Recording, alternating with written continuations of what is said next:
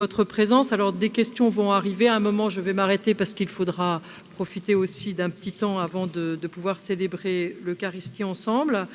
Vous nous avez parlé assez longuement du travail qui a été fait avec la rédaction de l'Instrumentum Laboris pour le synode. Alors, je dis que ceux qui ne l'avaient pas lu avant de venir, c'est pas grave. Vous avez le droit à une séance de rattrapage. Vous le trouvez sur Internet. Les défis pastoraux de la famille dans le contexte de l'évangélisation, donc l'instrumentum laboris, l'objet du travail, de la réflexion. Vous avez été vraiment au cœur de ce travail, et alors vous avez cité quelques sujets qui vont être réfléchis, mais j'aimerais avoir aussi votre réaction personnelle. Qu'est-ce qui vous a le plus surpris dans les différents remontées que vous avez eues? Qu'est-ce qui a provoqué à la fois peut-être votre action de grâce par rapport à ce qui est vécu? Parce que nous, on aurait tendance à réagir peut-être en franco-français. Et c'est intéressant d'avoir votre sentiment sur ces remontées et quels seront, à votre avis, quels sont les sujets qui vous ont le plus marqué? Quelles sont les questions les plus importantes pour vous? Je peux vous dire que pour moi, sont toutes importantes. Parce que c'est vrai, cette prépa, et effectivement, il y a des sujets là-bas qui ont été soulignés, bien sûr, pendant l'enquête. Mais alors, ce qui a été impressionnant le plus, c'était la première partie, qu'il s'agit de l'évangile de la famille. Voilà. C'était en positif, beaucoup de témoignages et d'expressions de la valeur, des valeurs, de la beauté du mariage et de la famille, bien sûr. Il y a beaucoup de témoignages. Mais en même temps, nous avons reçu une information que c'était la connaissance, la réception de l'enseignement de l'Église. C'était, comme on dit, un fait acquis, mais ils n'ont pas une connaissance profonde. Alors il y a, comme on dit, il faut avoir faire une réflexion et dire il faut travailler parce que les couples chrétiens connaissent mieux l'évangile de la famille. Qu'est-ce que c'est la famille? Et pourquoi nous sommes arrivés à ça? Parce que il y a des témoignages écrits en disant nous n'avons pas les instruments pour répondre aux défis d'aujourd'hui. Il y a les convivences, il y a les mariés qui sont divorcés.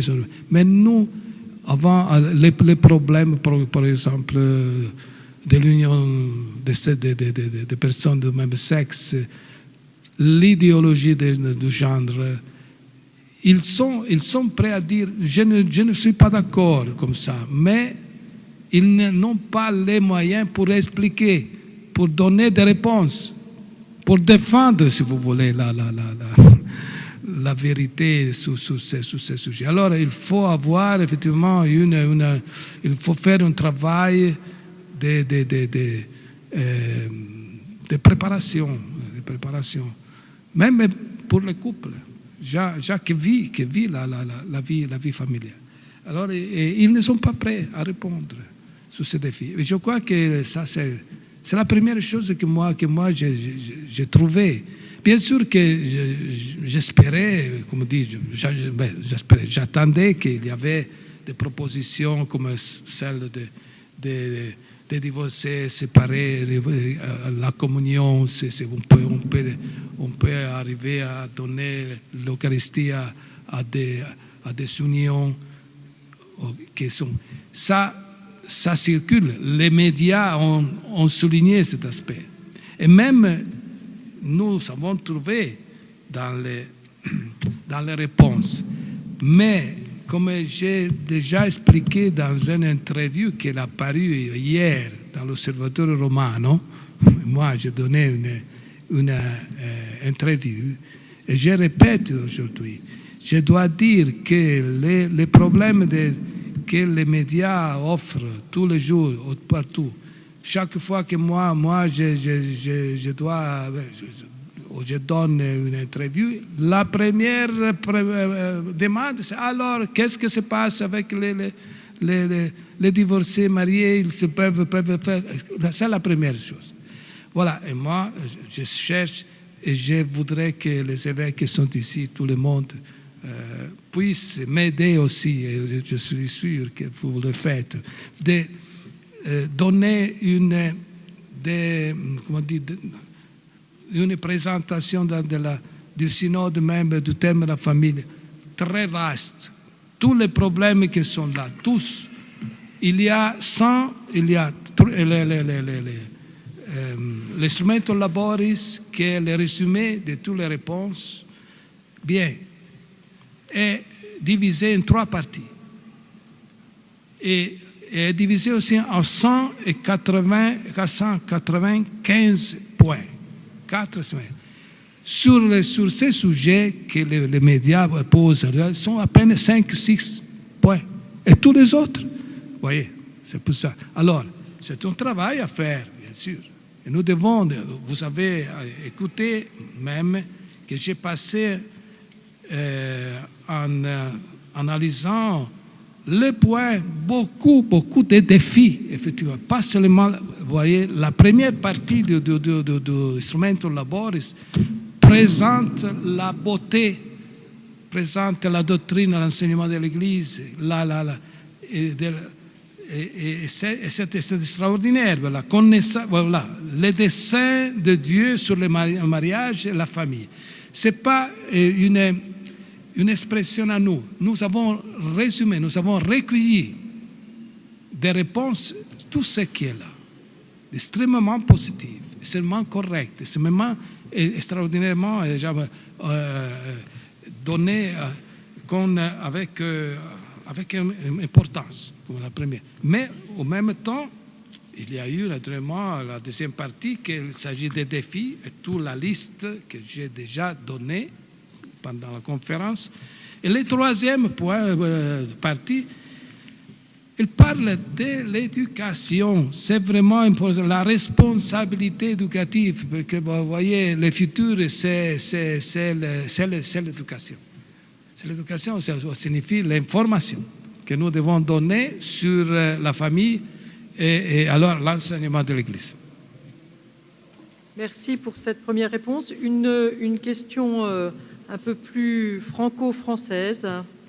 L'année dernière, la jeunesse française et de nombreux catholiques se sont soulevés contre les lois sur le mariage pour tous, la GPA. Que pensez-vous de l'attitude de la Conférence des évêques français, et ça n'engage, c'est l'auteur de la question qui le dit, qui a apparu très en retrait par rapport aux manifestations contre le mariage pour tous? Ce que je sais, qu'il y a eu certainement une manifestation énergique, plutôt forte, qui a été organisée au niveau des évêques. Je sais qu'il n'a pas été la conférence épiscopale, mais chaque évêque, ils sont pris, ils se sont accordés, ils sont mis ensemble pour répondre à ces défis. Et ça a été un grand succès. Quelques millions, centaines de milliers se sont. Je me rappelle alors la question de la querelle scolaire. Je vous avais parlé dans les années 80, qu'il y a eu un mouvement extraordinaire de base. Mais alors ils ont fait. Non, je crois que l'Église ici, c'est actif sur ça. Merci, Éminence. Autre question. Que nous dit le prochain bienheureux Paul VI, célébré lors du prochain synode pour nos familles? Quel est, à votre avis, pourquoi ce choix et qu'est-ce qu'il nous dit pour le prochain synode pour nos familles? Je peux vous dire, premièrement, comme j'ai déjà annoncé, que Paul VI a été le fondateur du synode. Le synode, cette année, a le thème sur la famille. Alors, pour nous, c'est vraiment un moment important. Et Paul VI a été aussi celui qui a clôturé le Vatican II. Alors, nous, l'année prochaine, nous ferons l'anniversaire de 50 ans du synode, de la fondation et en même temps de la clôture. Parce que Paul VI a été un homme extraordinaire. Pas seulement, surtout, il a conclu, il a pris en main le Concile Vatican II. Que le mérite de Jean XXIII, ça a été d'ouvrir, de lancer, mais qu'il a travaillé au fond sur le thème, sur ça, c'était Paul VI.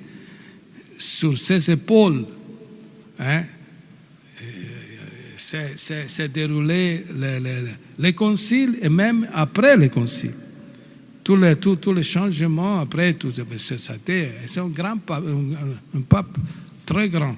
Il a été un peu mis en sombre parce qu'il y a eu le pape Jean-Paul II, qui c'était extraordinaire. Et mais voilà, et même hier nous avons le Benoît, comme ça. Mais maintenant nous voulons vraiment mettre en évidence le pontificat de Paul VI, il a parlé aussi sur la famille. Pas seulement mais il a surtout parce qu'il est le fondateur du synode. Et le synode s'intéresse à la famille. Alors, ce sera une dernière question qui est plus précise, qui concerne une situation un petit peu particulière et douloureuse. Comment vivre la sainteté en famille pour les couples qui ne peuvent malheureusement pas avoir d'enfants, les couples stériles ou les personnes qui se seraient mariées, et c'est écrit entre guillemets, trop tard? Bien, et voilà, c'est un problème que nous verrons d'aborder pendant l'Assemblée. Nous avons deux assemblées pour réfléchir encore sur ce thème.